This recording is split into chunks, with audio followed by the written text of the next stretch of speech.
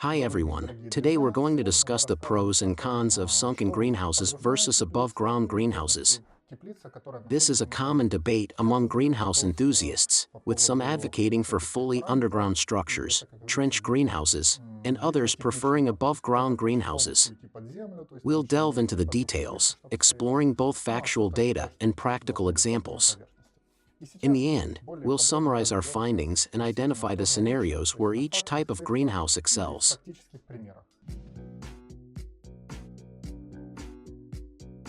What is a sunken greenhouse? A sunken greenhouse is primarily located underground, resembling an earth house with a transparent roof. Greenhouses are often built using a sunken design, and we have experience building them as well. We have gathered valuable feedback from our customers and will now delve into one of our sunken greenhouse projects. 50% of heat loss typically occurs through the roof.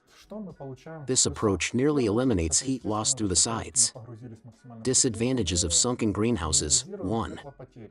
Reduced sunlight. Sunken greenhouses receive less sunlight, with direct sunlight reaching the lower parts only in April, May, and for a limited period each day. This necessitates the use of reflective surfaces to enhance light distribution. The greenhouse industry faces a constant challenge, balancing light transparency with minimal heat loss. If light transparency were not a concern, we could construct bunker-like structures for plant cultivation, minimizing heat loss to almost zero and maximizing insulation.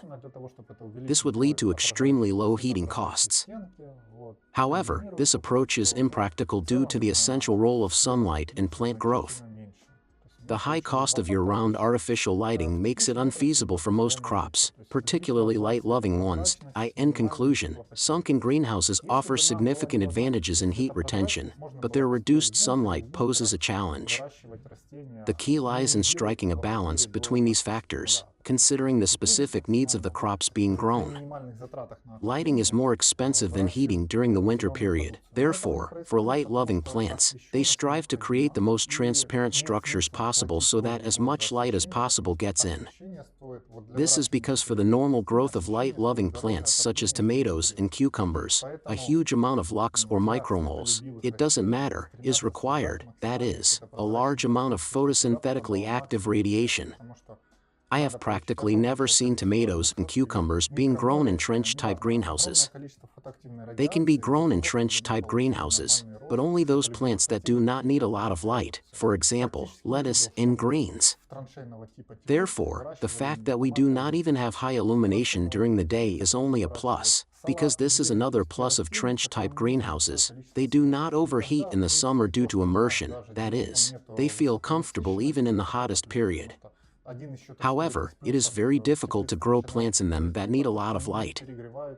Therefore, the main conclusion about trench-type greenhouses is that they can be used to grow those plants that do not need a lot of light. If we want to grow light-loving plants, then we need to bring them to the surface as much as possible, create the most transparent structure as possible in order to get all that photosynthetically active radiation and save money, because it is free and there is no point in paying for lighting all the time when we can get it from the sun. In the same way, due to the light intensity, due to this flow, we can open the greenhouse as much as possible and accumulate heat using a storage battery.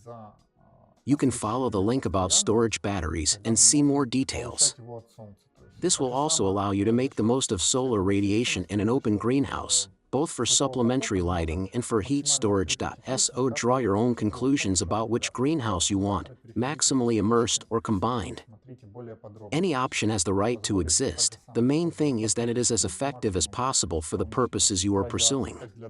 With you is Alexander, the company Eco Teplitsa. Live in harmony with nature and in the summer, subscribe to our channel, like us. We will continue to try to make a summary of the main things that happen in the greenhouse industry and present it to you in the form of videos. Also, leave comments about your experience with using trench greenhouses. It will be interesting for us and our subscribers to read them.